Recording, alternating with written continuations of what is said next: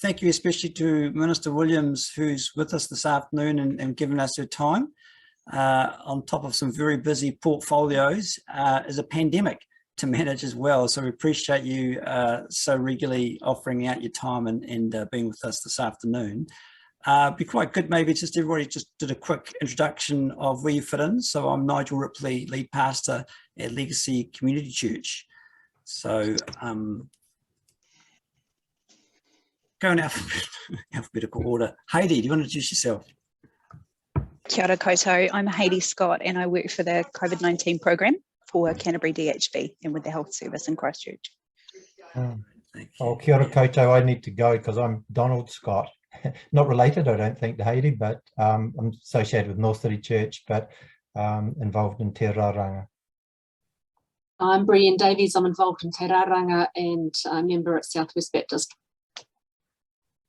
Hi, I'm Baden Hewitt. I'm one of the COVID vaccination controllers and about to jump into the COVID in the community space. Together with some other guys and gals, we own a number of general practices around the region. So I work predominantly in the primary care space. Thanks. Kia ora, I'm David McGregor from Grace Vineyard Church. I'm David Wallace from Revive Christchurch in Aranui. Kia ora, I'm Carolyn Robertson from All Saints Burwood Anglican Church. Kia ora koutou. Paul Askin's my name. I've been part of the Baptist network for quite a while and also work with Te Raranga.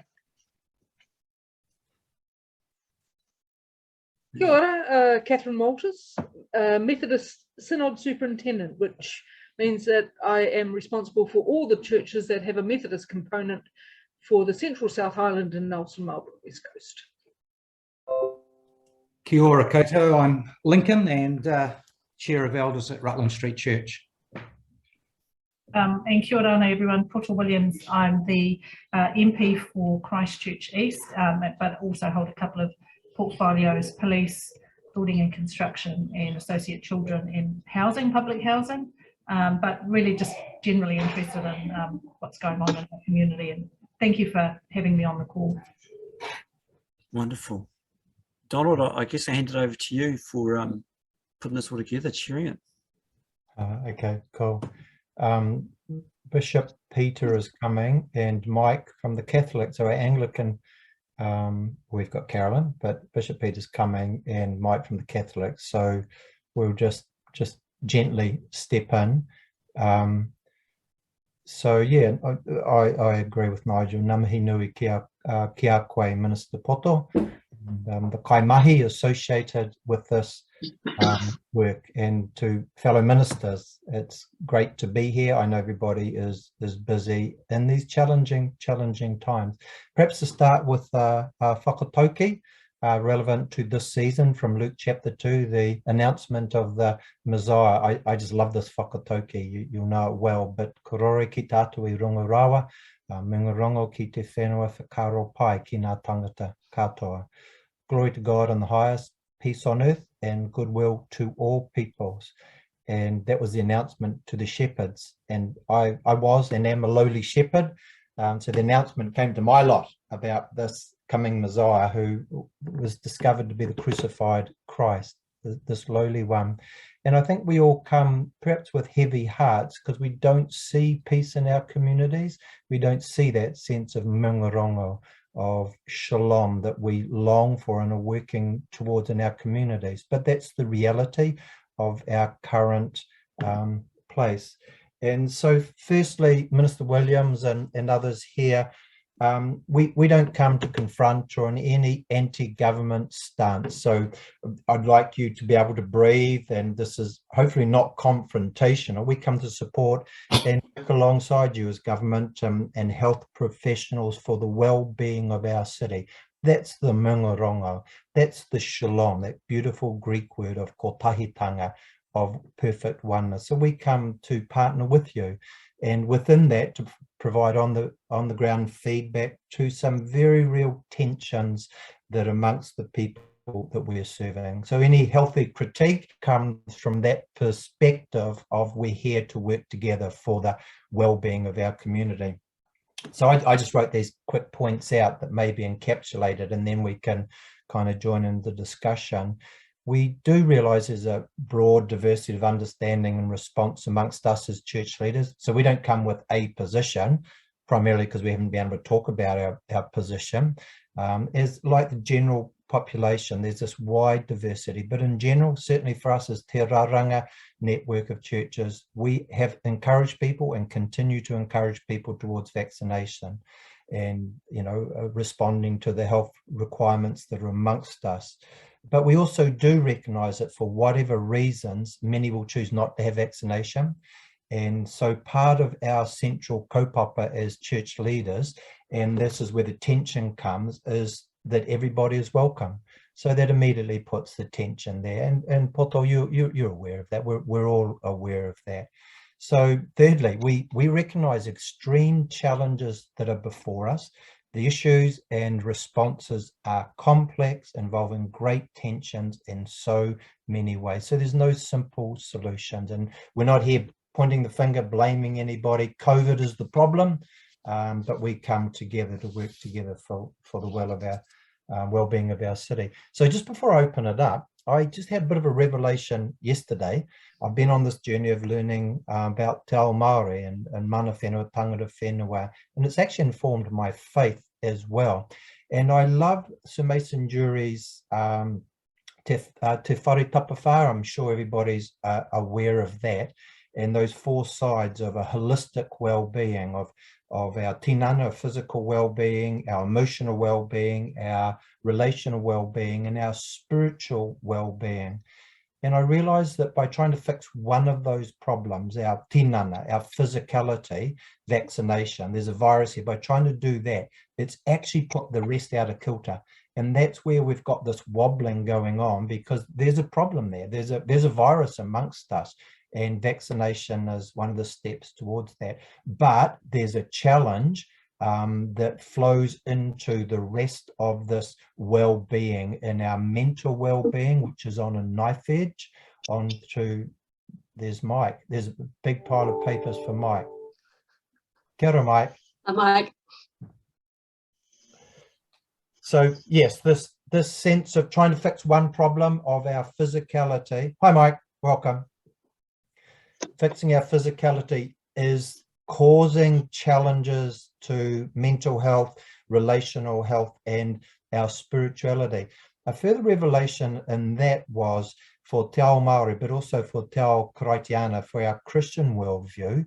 It helps us see from this holistic and interconnected perspective, and where all parts are really, really important. But also the tiriti o waitangi, it actually defends Māori spirituality. The fourth article gives room and validates Māori spirituality and Christian spirituality. And I think that's a great point worth noting, that we stand here on the basis of the welcome of Te Tiriti o Waitangi. And within that, this worldview of working together for a holistic health. So as ministers, we come, and our realm is not just a spiritual, because a spiritual encapsulates everything according to Te Whare Tapawhā, but we come, Poto and other experts here, we come with this desire to work together for this holistic well-being in our community. And so we feel we've got something to offer here as spiritual leaders, as is other spiritual leaders. We're not all here, but we come in spirituality. Well-being in a holistic sense is our kaupapa. So that's what we come with, Minister Williams. And so any quick response from you, Minister Williams, to kind of brief introduction, and then we'll just open it up to questions. No, look, I really appreciate that, Donald, and thank you to the members of Te Raranga for being so open to continue the dialogue. From, I guess, a government point of view, being hyper-focused on the public health response to this pandemic, we have, while it has been cognizant as part of our thinking, and part of our decision making, we've understood that sometimes when you're charging ahead with a program, because you know that if you don't achieve high rates of vaccination, you risk major health impacts, not only for your population, but major distress to your health system.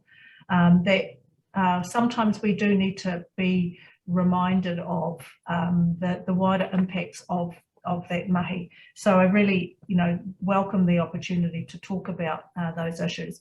We know that the serious mental health impacts that are at play, and we know that the serious relational health impacts that are at play when we have families that are divided around their views, and for very good reason. There's anxiety and information and misinformation and disinformation, and the one place, the one source of truth doesn't exist any longer. And we've got people who are confused and looking for support, advice, direction, and validation that it is okay to feel this way, and perhaps they're not receiving it from our point of view, and we understand all of those things.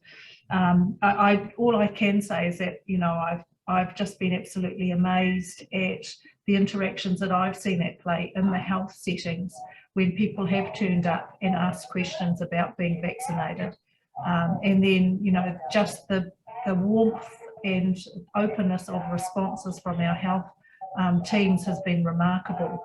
It's really about getting our people in front of those wonderful experts to have those conversations. But also it's really important, the work that you've been doing in providing the kind of pathways for people to find that, and doing it in a way that they feel safe, and because the trust they have within their faith communities, that they know that you are all providing opportunities that are in their best interests, and that comes from a place of love and care that they know and appreciate. So I cannot underestimate the value of the work that you've been doing, not only in your faith communities, but just generally as community leaders. So I just want to thank you for that. It's been enormously difficult work, but we're really grateful for every single one of your efforts to get our people thinking about their health and the health of their loved ones first and foremost. So those are kind of my opening comments, and really happy to participate in the dialogue. Fantastic, thank you, Minister Williams. So presumably we'll go through to 2:30. If you need to go, some need to go before then. But again, welcome to Mike and Whawhatai, no mai haere mai, and Bishop Peter. Great to have you amongst us. So we've just set the scene. We're not on an anti-government crusade here. We're here supportively working for the well-being of our community, but we can have some robust discussions along the way. So perhaps we can get started with our traffic light system come in today. Wow, that's pretty exciting, and everyone's had to make a choice there. The implementation of that, the consequences, potential solutions for moving forward from that. Who wants to start on that? Can we kind of just work around this? So if you've got something to say, maybe put your hand up on the thing. I think we're mature enough, we trust one another, we can come alongside each other, but it probably is an orderly thing to put your hand up. But someone start us off on traffic light systems. What are the challenges out there, or is this just smooth as anything? We just had we had 4 days on Zoom for conference, 10 hours a day. So I've learned about the hand really quickly. I'll lower my hand now. Catherine Malters Methodist Church. Unfortunately, I actually need to go in 15 minutes, which is why I decided I'd be first. Strangely enough, to talk with other parishes around the traffic light system. So the Methodist Church, I don't know whether other people are aware, we've made quite a clear call based on wanting to protect the most vulnerable. So we have said that all our anyone who is in active ministry, first of all, must be vaccinated. The second is that our church buildings will require a vaccine passport. So the challenge then for us now is, how do we still be inclusive and embrace those who are not vaccinated or simply don't have a vaccination pass? Yes. Particularly within the Methodist Church, many of our members are elderly, and this is just, it's one of those, all of a sudden they need it and they don't know how to, or they don't have the capacity to get one. So one of the challenges that we've put out to our parishes is stop being so, sorry, I'm going to be stroppy. So stop being so buildings focused and actually be more community focused. Look outside of the box that you have offered ministry from and actually take it out to particularly our older and our most vulnerable, which includes people on the streets, those who have mental illness, and those who are either drug or alcohol addicted, because there's a bit of a conflict there. It hasn't gone down well with all of our parishes, as you can well imagine. But then I think the challenge is to stop using the word excluding. To stop using it. This is not about being excluding, it's actually about finding new ways of being together and offering mission and ministry to everyone. Because as soon as you start using, we're excluding those who are not vaccinated or don't have a passport, you're actually saying, well, so you want to exclude those who are feeling very vulnerable and unsafe. So I think the first challenge is to stop thinking it in black and white terms. It is not. This is actually about, we have to think about new ways of offering love and care and compassion and hospitality, in the biblical sense I'm talking about, in a different kind of way. And I think that's been a challenge for a while. But now we're at the coalface, and from a church perspective, that for me is the greatest challenge, to get people to shift some of their thinking from this black and white. The really interesting aspect for me so far is that the only people who are having issue with our mandate are English speaking Pākehā. Our Pacifica, our Māori, so all the Pacifica groups, Samoa, Tonga, and Fijian, our cultural synods, and our partner Te Taha Māori, this is not a problem. Ironically, they are the ones who are most at risk as a people group. So I want to just offer some challenge to those of us who exercise white privilege, because we are, just to be mindful about how this is affecting other cultures as well as our most vulnerable, our elderly and our young. So we also are acting with a period of grace. So even though the traffic light system has come in, block your ears, Poto, we are offering a period of grace for our people because they're just simply not there yet. So we would anticipate, I would anticipate, that it will be mid-January before our churches are actually at that space where they can understand and then offer support. So thank you for listening. Catherine. Great thoughts. Minister Williams, can we just ask you about that? What's your response to this grace thing? Is there leniency because it's challenging by this Sunday, by today? What grace period do we have? I'm not going to set a time frame. What I am going to say is that where we've had other settings, people have used their judgment about that. So there are things, for example, we've mandated workforces, and you know, the police as an example, they're not required to be completely done until the middle of January. And I guess and Heidi, you can close your ears and you know, you know best your congregations. The whole point of this is to try and increase vaccination rates from our point of view, because that's the most important thing that we can do.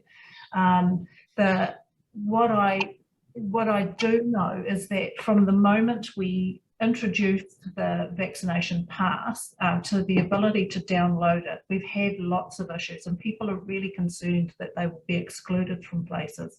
So I think there's a role for the church to play in informing them and how they can resolve those issues. For some of our older folk who are technologically not up with, you know, they may not have the devices, may not know how to use them, the opportunity to then engage with either the GPs who are part of this or pharmacies, and getting a paper copy of their vaccination records, so that gives it, and they can do that really simply because they're known, they have got NHI numbers, for example. So what I'm saying to you is that get the message out to your communities. It's important to have them, but if you need support to get that done, there are places that you can go. Age Concern, for example, has got,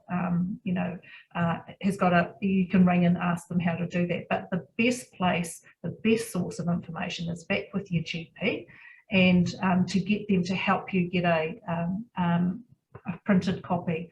So I'm not going to put a time frame on it. I'm just going to encourage you to support your folk to do that. Someone said to me the other day, for some of the churches that have got lots of younger people there, to kind of hook up the young people with the older ones to try and get this, you know, get the passes downloaded and stuff. And that's probably a really great idea too. I hope that's okay. No, that's helpful. Carolyn? I was going to say, because most churches have some sort of administrator in at some point. So we said Tuesday was the day that you could come in, and it will keep being Tuesdays. And we ordered more laminate ourselves, a laminator, and actually we're just saying anyone from the community can come in. They can forward their emails to the administrators. So yeah, we've had quite a lot of people just coming in, and so that's a service we're offering to print the thing. So this is my key ring. So I've got it on my phone, but also getting it into people's wallets and stuff. So most churches have that, an administrator and a computer. So that's actually, I think, something quite practical we can do. Fantastic. Go, Dave. Yeah, we're doing the same thing. We're doing it on Tuesday as well. I think it's a really good thing to do, just to get people come in, have a team of people there, and say we're going to help you get that organised. Minister Williams, thank you so much for your time. We're very grateful, and also we feel that as we've looked through some of the restrictions, I feel we've been treated well as churches in comparison to businesses and that sort of thing. There seems to be really listening to the unique situation we're in, so we're very grateful for that. And obviously, as Donald said, I know that as Te Raranga, we're very much behind vaccinations and wanting to get people vaccinated and encouraging that. Just a couple of questions though.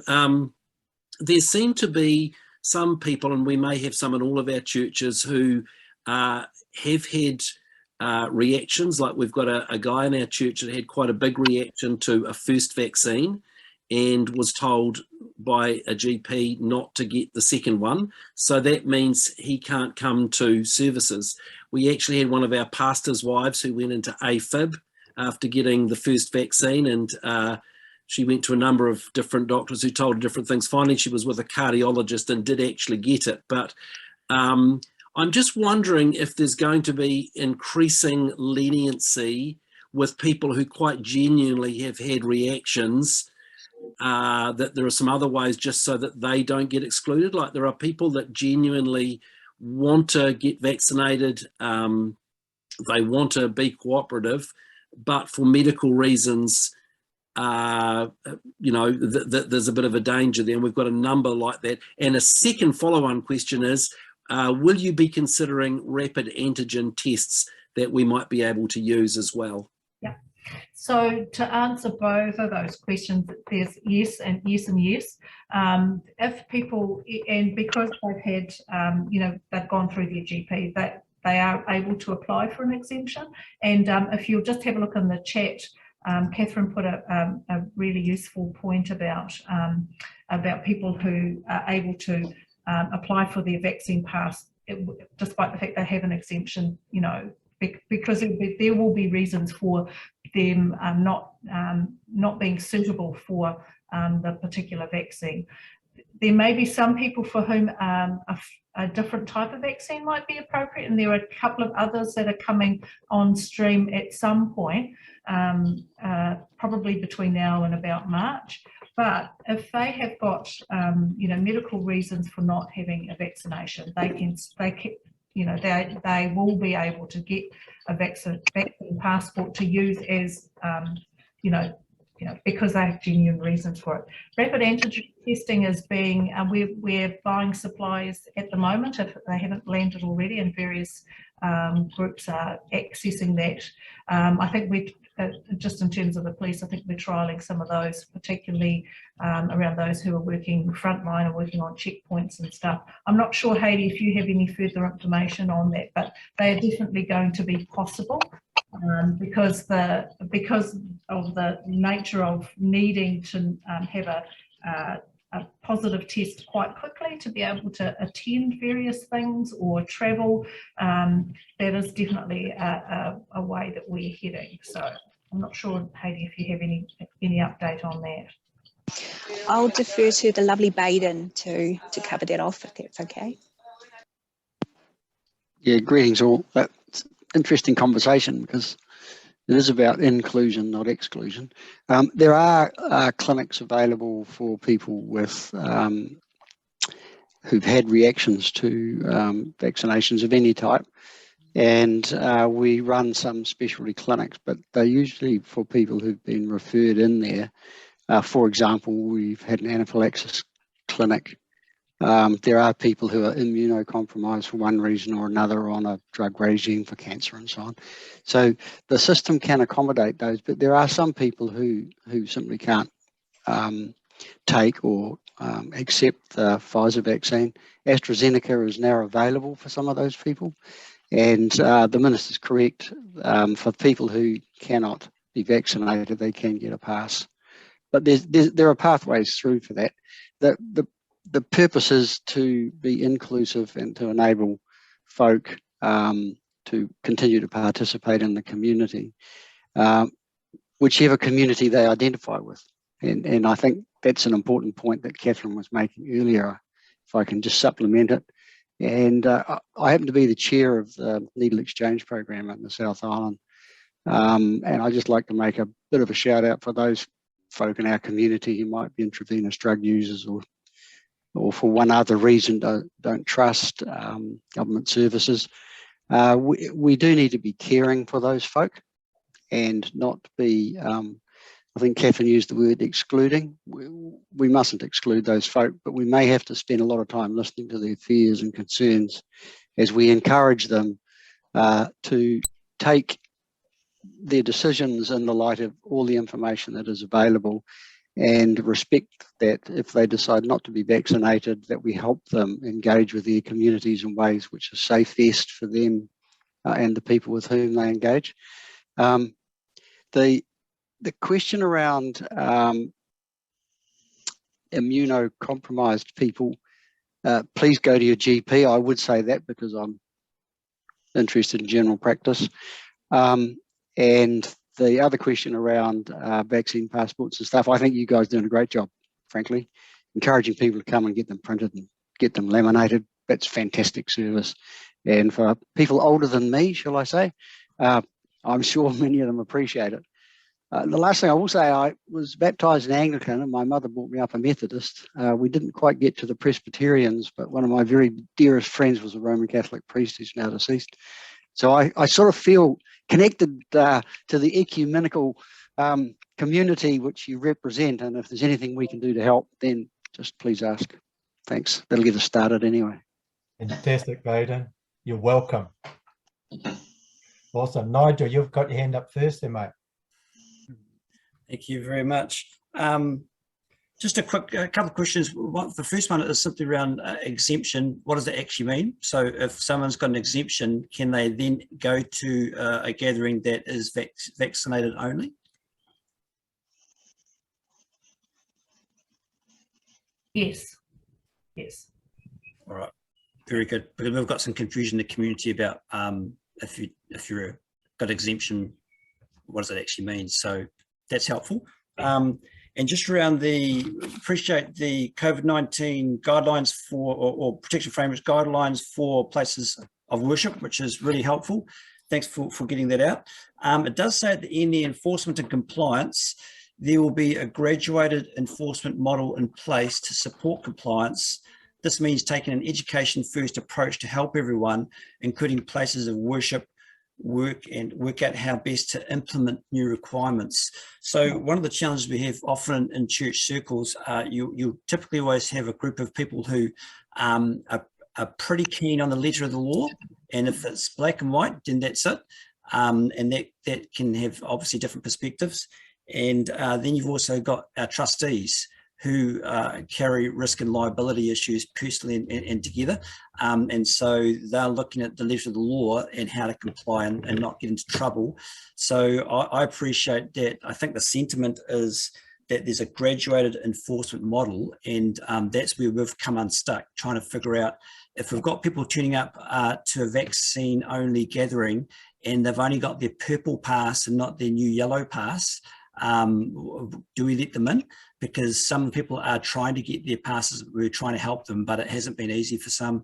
And for some, they've, I think, called the 0800 line and managed to get through, but then finding that they're not getting the pass in time posted out. So in terms of those sorts of things, those who've also had their first dose, I guess coming into the model being enforced, the pressure has come on people and they are getting vaccinated, but it means that they've only got one dose.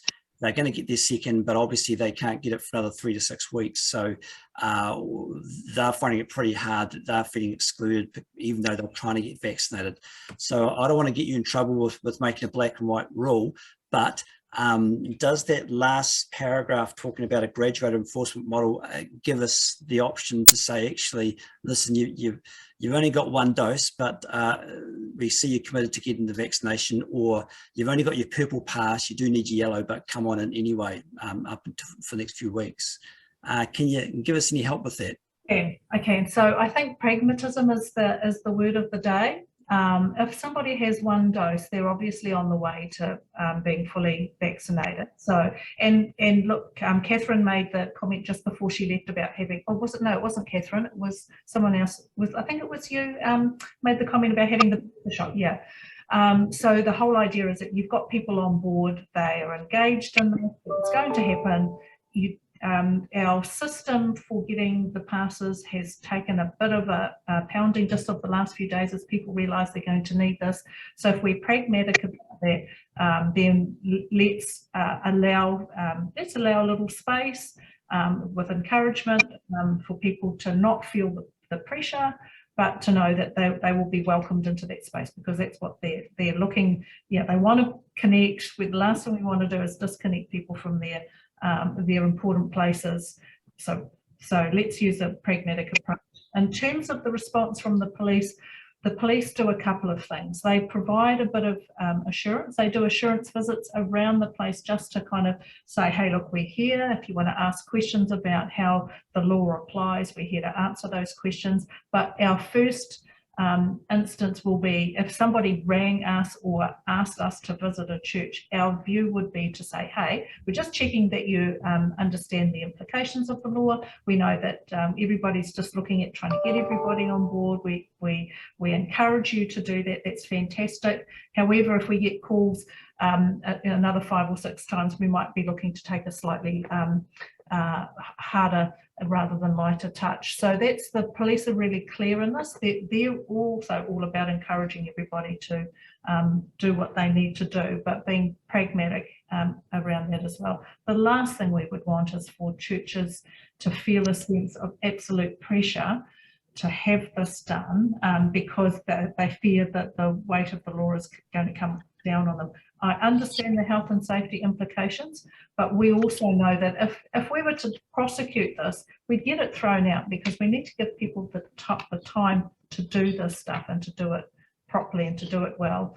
And we can do that if we continue to be encouraging and enthusiastic about this, rather than take a harder line around this. However, in saying that, if we're getting to kind of February and March and we're still in this space, then I think you could quite well expect for there to be a harder line taken.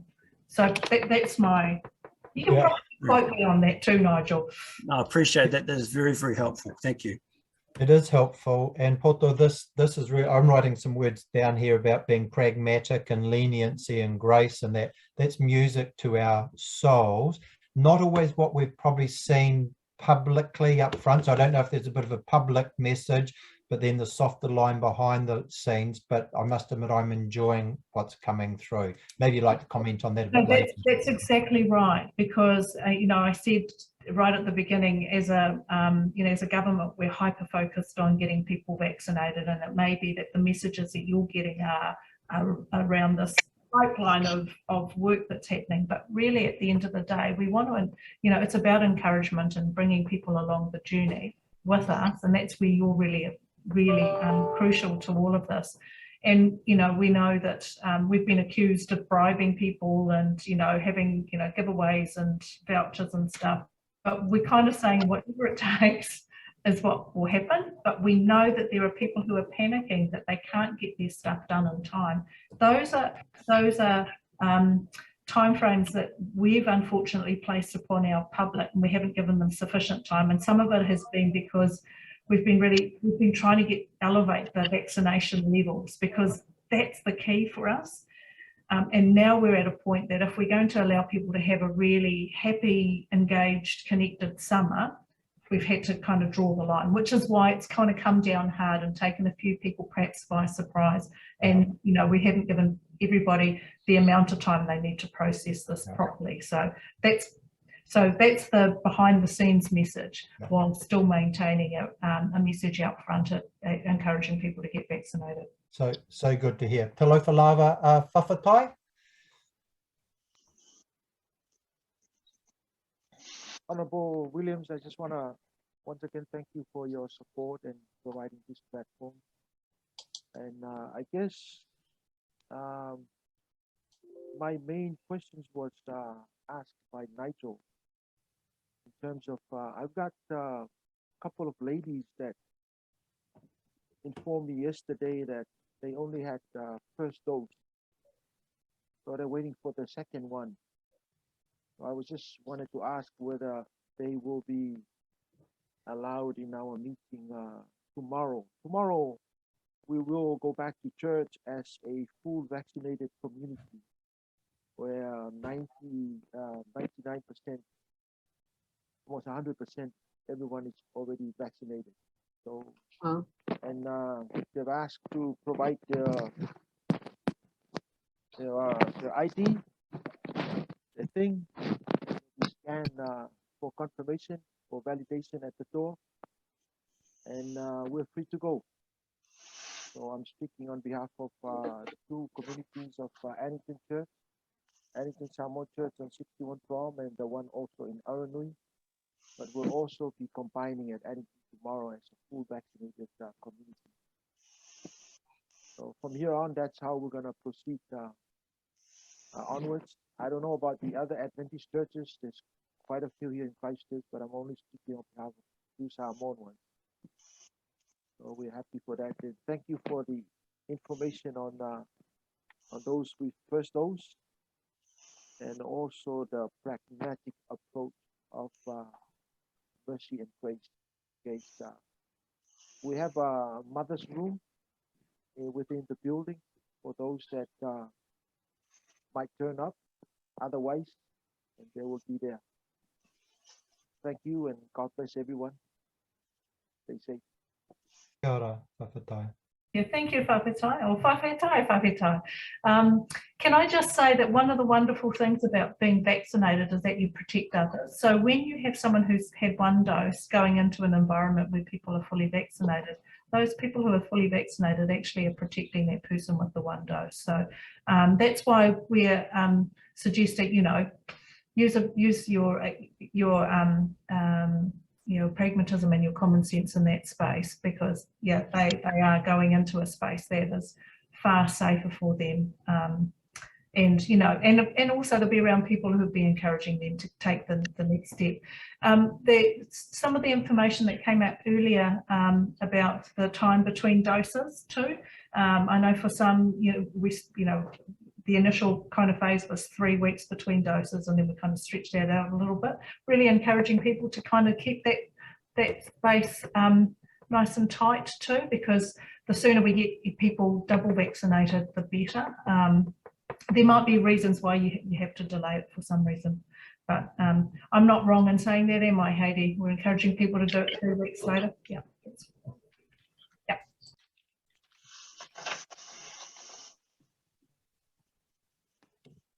Mike. Thanks, Donald, and good afternoon. I'm Mike, and I'm from the Catholic Diocese here in Christchurch. And like all our churches, we're trying to do our best to implement the systems and processes for this coming Sunday, and our parishes are doing a pretty good job at the coalface. And look, really appreciate also, as others have said, about the pragmatic approach to welcoming people into the community and just working with those systems and stuff. So it is challenging for our communities. That pragmatic approach is helpful, and it's helpful to be able to relay that and kind of put some people at ease about those stresses as well.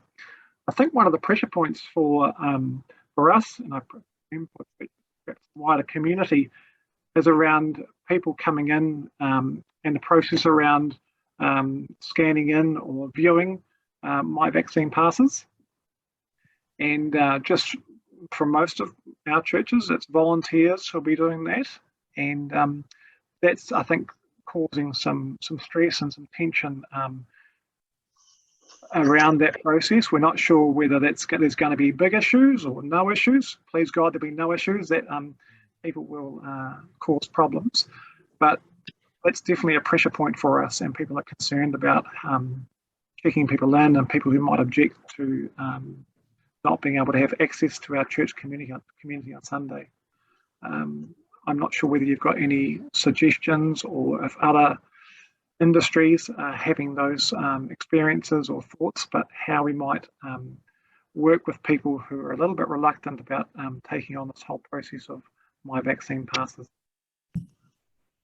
Yeah, I'm going to make some initial comments, and I might flick to our health experts to talk about some things. But where I'm located in my electorate office, I'm just across the corridor from the library here at Eastgate, and they've instituted the vaccine pass from today. And I've been watching a little bit of what's been happening there, and some people have been a little bit confused, haven't realised that they've had to present that today. And by and large, it's been going pretty well for the library. However, the library is not a church where you turn up at a particular time for a service and potentially you have your folk being overwhelmed by the need to check for vaccine passes.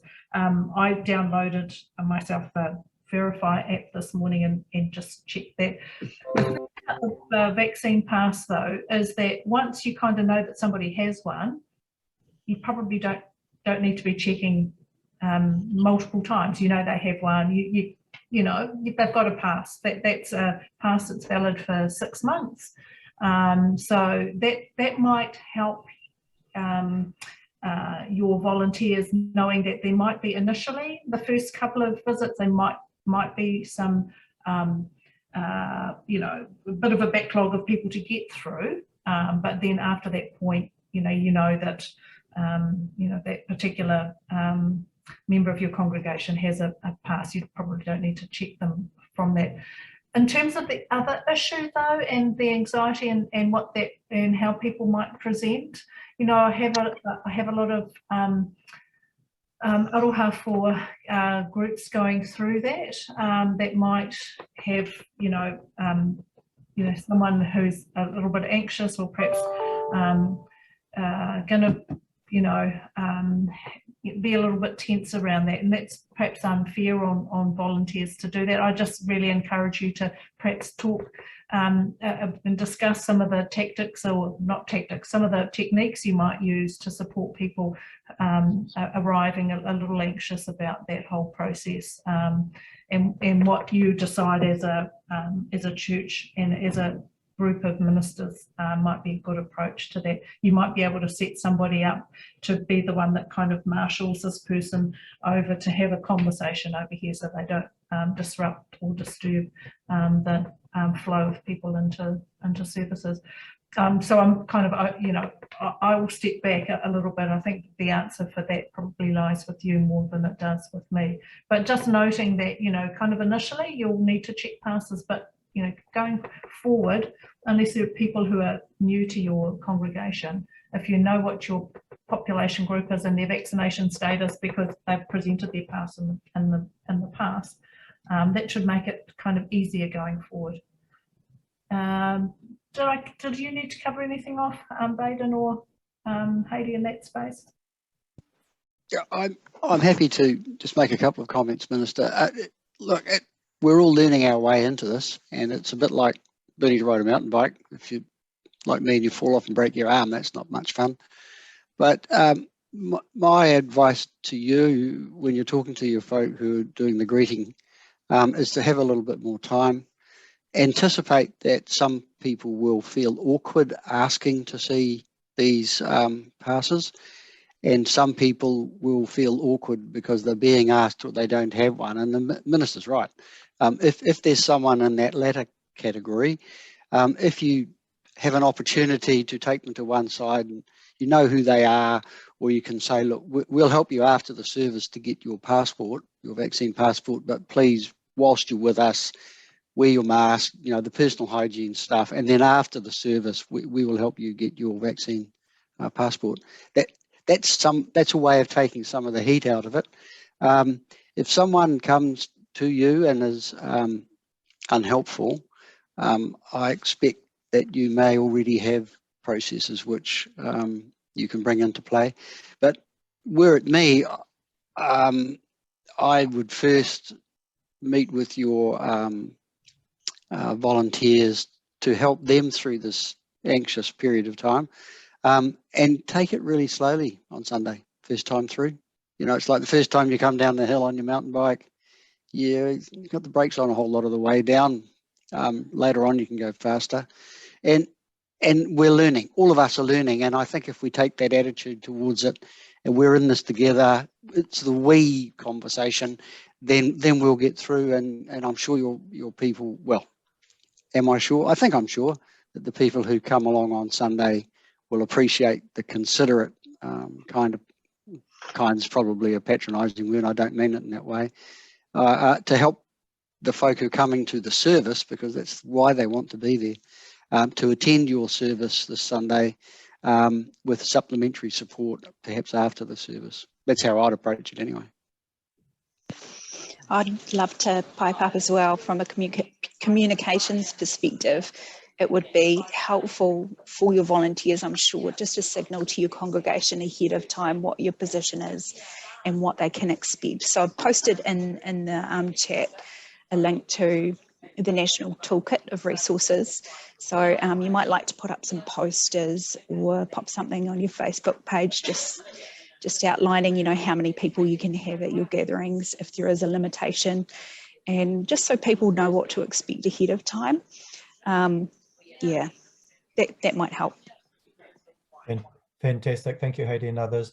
Mike's got a very good resource. I don't know if you're able to make that available, Mike, of what you've written as a Catholic diocese about wording that volunteers at the door can use. I thought that was really helpful. If you want something like that, Mike's got that available. I just make a comment, Baden, I love this leniency, taking it easy, the we dynamic. I just want to put a little spoke in the wheel to pick up at some stage. Lincoln can go first, because if you're not vaccinated, you don't feel the we thing. So there is this, what others would say is a two-class system. So I think we just need to be realistic, acknowledge that. and the we thing is being challenged. I just sow that seed, it might grow later. But Lincoln, do you want to go first? Thanks, Anybody? Donald. Yeah, and look, thank you, Poto.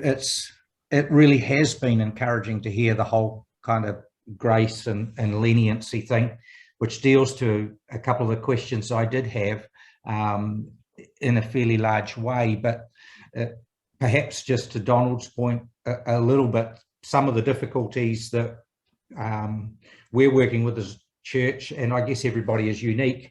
We're out of our own buildings and other people's buildings and working with other people's rules. And actually, the church that we'll be at this Sunday has another small church that meets there in a totally different part of the building, who haven't really seen any need to decide that they're a vaccination certificate only group. And the church that's renting us the building is saying, actually, we treat the whole building as one thing. And, you know, whatever the rule is, that's it. So I went and sat and talked with the pastors of this other church, and they merrily informed me it wasn't a problem for them because they knew all their people, their 20 people, and they're all vaccinated and they're all good. So I said, oh, well, I just want you to know that we're declaring it a vaccination certificate only service. Hopefully that won't upset your people. And they said, oh, no, that's fine. We're just not doing that ourselves. I said, well, look, that's good. But when you aren't in your own building and you're using other people's buildings, we hope to get back in ours February, it kind of limits your options in terms of multiple services and all sorts. So yes, we're saying we're doing a vaccination certificate only services. Fortunately, we're filming and allowing it to be available online at the same time for those who don't have a passport. But we've got this interesting situation that's developed, and I think I'm hearing you saying that'll be fine, where we have some families who have 12 to 15-year-olds, and they were a little bit concerned when vaccinations first became available for that age group. They thought they'd sit back and wait a little bit. And then they've only just recently got the first vaccination for their kids, but they don't have a second. And so we've got parents that are vaccinated, children that are not fully vaccinated, and they would be split in terms of coming, further complicated by the fact that this Sunday is the Sunday school doing its end of year presentation to the whole church, and a couple of the 12 and 13-year-olds who would be leading in that and key members of the presentation have only one vaccination. Now, I think I'm hearing you saying that would be a good case for Grace, Lincoln. They're heading in the right direction. And I see you nodding your head, so that's kind of good to know. But I just lay it out there because it's the kind of thing we are dealing with a little bit. Yeah. Yeah, I think that's an absolute prime example of what we say, because they're committed to the vaccination program, and you're in an environment that's highly vaccinated, and you're going into a space where there's lots of vaccinated people. The risk diminishes, the higher the vaccination rates are. What I can also say is that, and I want to say thank you to Heidi and the team, because they have been producing a lot of material. There are options when you do have different groups of people where vaccinations might not be as prominent as others. As long as those groups don't intermingle, you keep them quite separate, and you do cleaning in between, they can use the same facilities. So you're not wanting groups of, your group, you've got a sense of where they are with their vaccinations, not sure of this other group. You can still use the same facility at different times with good cleaning, making sure you don't intermingle, particularly in those common spaces like entries and exits and bathrooms and the like. So for organisations that are sharing facilities or using facilities after another group, it's possible. Just have to make sure of the cleaning and stuff. And for those other groups, they have to observe some of they have to observe public health requirements around mask wearing and scanning and all that stuff as well. So that just adds something else too. We're trying to make all things possible for people. We don't want to restrict their ability to worship, but we're just saying that in order to keep people as safe as possible. Here are some things that we need you to be doing in that space. And there's lots of really good information in the material that Hayley has put out. Hey, look, thanks for that. That's brilliant. So look, one other question that just leads in a slightly different direction. Having decided that in terms of the primary venues that we're using, and with a view to being back in our own buildings and actually partially are in them for smaller groups, we discover that, or we think we understand that, having decided we're doing vaccination only certificate services, then all of our staff need to be fully vaccinated, and this ends up taking in volunteers and contractors for the organisation. And a couple of questions that have arisen in that space is contractors, like the cleaners, who we don't get to see at all. Typically, they come in early on a Saturday morning when nobody else is around and do the cleaning. Do we have to require that they are vaccinated? Because in fact, you know, our staff are saying that's quite a difficult thing to try and be on top of, and why should they? They're here at a different time anyway. And another one that fits in that category is the contractor who picks up the skip every fortnight. Do you have to tell them that they need to be vaccinated? And what of our volunteers who get caught up now in this requirement? Because actually, when we put on a service, we've got a bunch of people that are involved in putting on that service who could arguably be deemed to be volunteers. We think we should have been giving them at least 4 weeks notice to get vaccinated, but we're kind of told, no, you're actually caught up with the gathering thing. They've got to be fully vaccinated from word go. Yeah, it really depends on the nature of their work and their engagement, whether they're involved in, you know, supplying food or, you know, what kinds of things they're doing. Just, you know, I think it's probably good practice to get your volunteers done, actually, because they'll be engaging with your congregation. With regards to the cleaners, I think it's probably a good idea to think about them just in terms of the nature of the work that they do. And I think probably a lot of them will be anyway as a workforce. But your contractor that picks up the bin, I mean, it really depends on how much contact they're going to have with people. I'm assuming very little, very limited, just come along. I'm assuming, I'm not sure. But yeah, I guess it's kind of, yeah, for me, it's about how much contact those people are going to have with others. Do you have a kind of general rule of thumb, either Baden or Hayley? Have I kind of touched it? What else should they be considering? I think I can make a couple of comments. The three relationships you describe are quite different. Where you've got a contracting company which is providing you with cleaning services, I'd require the contracting company to confirm that the people who come to your facility are double vaccinated, just as by way of your contractual relationship. With volunteers, it comes back to each of us as individuals have obligations under the traffic light framework, as well as those of us who have accountabilities or responsibilities for organisations. Where we have volunteers working in our organisations, it's much like health and safety in the workforce place. We do have an obligation to check that people are double vaccinated. And the chap in the skip is a sort of half and half. You'll have a contract with the skip company and the individual will have a personal obligation to be vaccinated. That may sound a bit glib, but I'm a fairly simple chap and I'm always looking for this shortest distance between 2 points. And if somebody else has an employment relationship with the person who's coming into your place, then get their employer to help you. And I'll reiterate that point about each of us has an obligation under the traffic light system. Can I just pop in a comment there, because most of it is actually covered in what was handed out already. So this is the guidelines for gatherings. That's right. So the people we're often talking about here aren't included in the gathering. So the 2-meter rule applies. So yeah, people doing jobs around your facility, they're not entering a gathering, not participating in gatherings defined in there as intermingling.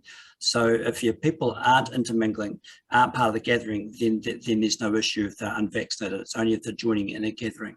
So there's some good detail in here. I think that covers us. And I think it's more if you've created an internal policy that says your whole whole facility is vaccinated, that's not that's your own internal policy. So that's where I think in there is awesome. the material.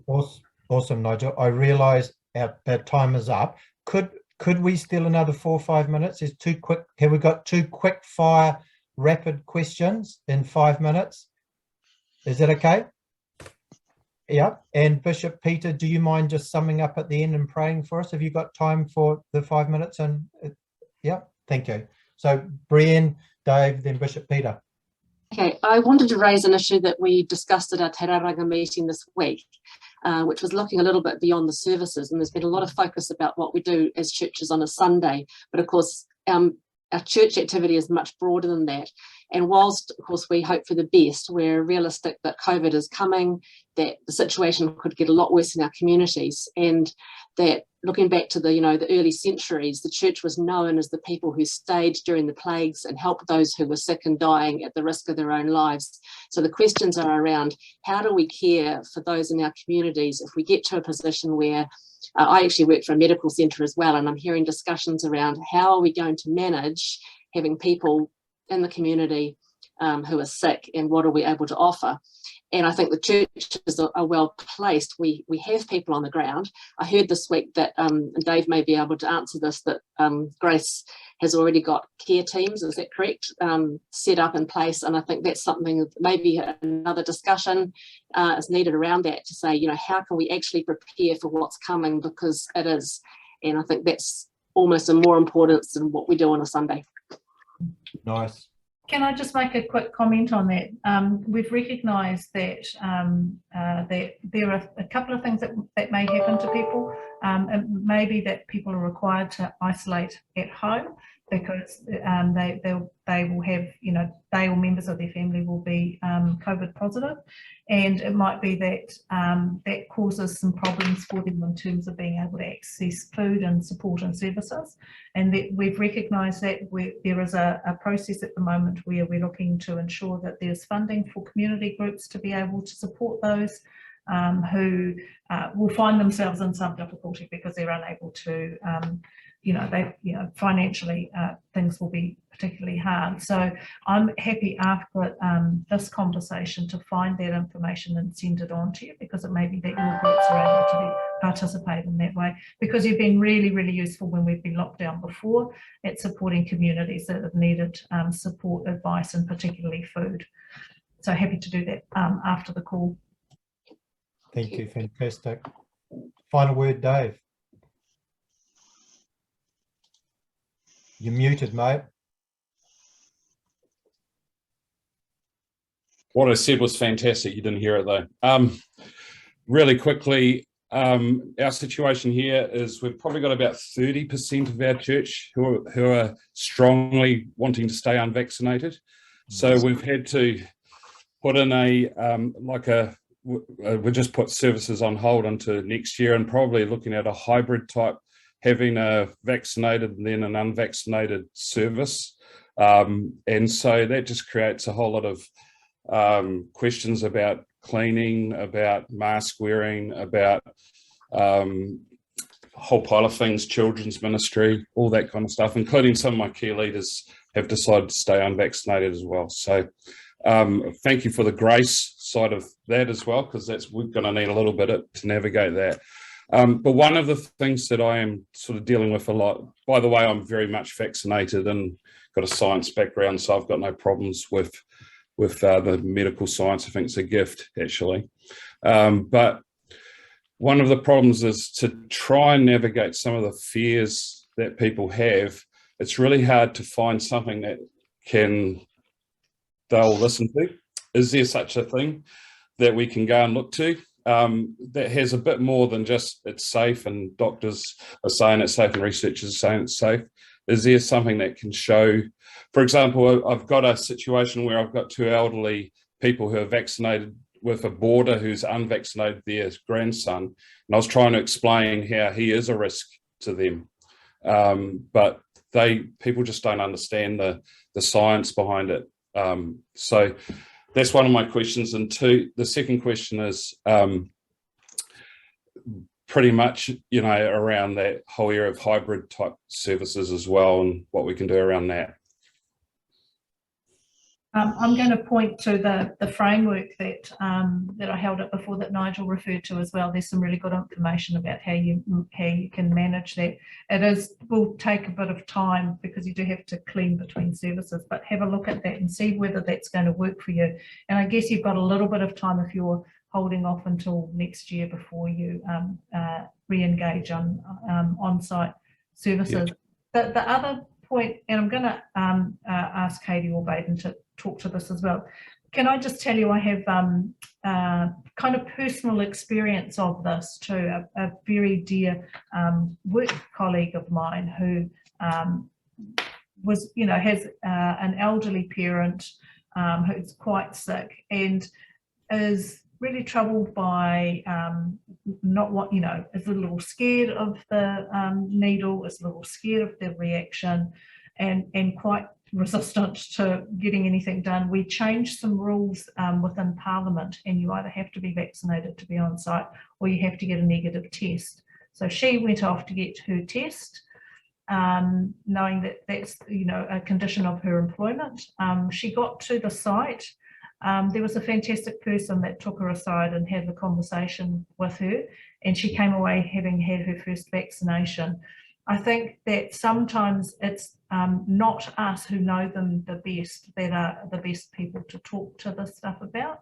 It's it's the others that don't really have a vested interest, that, you know, aren't there to convince, you know, that aren't there because, you know, I'm your mother or your employer or whatever, that actually have the best results in this. So, and you know, if you've got conditions around how people enter and they need to go off and talk to someone, I would put them in touch with one of our fantastic health professionals, because they've been working miracles, I have to say. Wouldn't you say, Heidi? I'd suggest that we send Satish and Claire along. Maybe Nigel can talk about how it went at their gathering the other night. Yeah, it made a huge difference having some clinicians on board where people could freely ask their questions, so they felt heard first of all. But actually, when you're face to face with someone, we all have a level of discernment where we pick up things on whether they're trying to pull the wool over our eyes or whether they're just trying to follow a political narrative. But these guys just talk from a clinical point of view, and people could question, and they did, and it was really very, very successful. So I definitely recommend, if there's any demographics that are struggling in this area, that if there can be some way where you can get clinicians in to talk and answer questions, I think is going to be really helpful. Another example was when we had the first vaccination drive in Aranui. We had a pregnant woman arrive who was concerned about, she'd heard some you know, some issues with that, and I think it was Satish that spoke with her, and it is just having somebody who's really knowledgeable, they've got a great manner about them, and they can impart the information that, yeah, doesn't come with any strings attached. So I think that's the bonus. Cool. Awesome. I'm conscious of time and we do need to finish. Baden, have you got your hand up to say something deeply profound there? Yes, if I may, just quickly addressing Brienne's first question around COVID in the community and support from community organisations. We're building a pathway which will enable folk who present and have positive results to be managed medically in the community. And MSD is taking responsibility for the Crown delivered welfare support, but there most certainly will be places for church and other community groups to support people as they self-isolate, and in particular families as they self-isolate. So there's more to come on that, but it's well understood. Yep. That's fantastic, and that was profound. Thank you, Baden, Heidi, and Minister Williams. It's been really, really helpful. Thank you. I would love to hear more from you, Dave, on your teams. I think that's the next step, but I'm conscious of time. Bishop Peter, do you want to just sum up and finish us off? The government wants the nation to be vaccinated every day. We're getting closer and closer to that target. The government's been putting various forms of direct and indirect and often very gentle pressure on us to do that. The churches are playing their part by complying with the guidelines given us.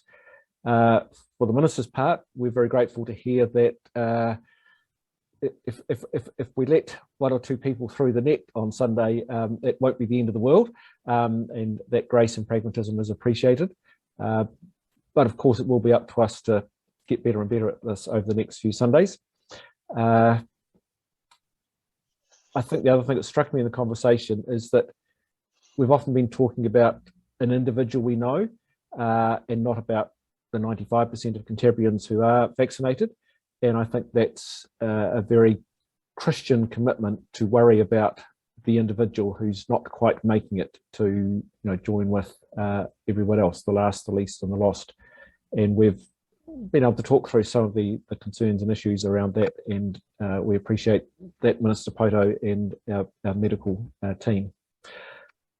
So we press on, and who knows where this virus is going to take us. I do want to say this to you, Minister Poto. I'm getting a bit tired of headlines which seem to blame the government for ruining our summer. I think the virus is ruining our summer, and we've got to keep the focus on the real culprit here. Let's pray. Loving God, we thank you that we can work together, churches together, churches and government, Ministry of Health, medical professionals and hospitals, in a collective team social effort to combat the effects of the pandemic. And may it be that as we work together, we can care for the last, the least, and the lost. We pray especially for those individuals who, through no fault of their own, have bodies that are in difficult circumstances around getting a first or a second vaccine dose, and we pray that ways forward can be found for them. And may it be that on Sunday, for those of us running My Vaccine Passes services, that we can work out our systems, have patience and grace as we deal with one another. And as always, and as we're commanded to do, we pray for our Prime Minister and our government, that you would bless and help and guide them as they seek to take care of us. And we pray in Jesus' name. Amen. Amen. Fantastic. Thank you. Thanks, everybody. We've gone over time. Aroha mai, but very helpful. Have a wonderful Sunday. Thank you. Awesome. Okay. Very much.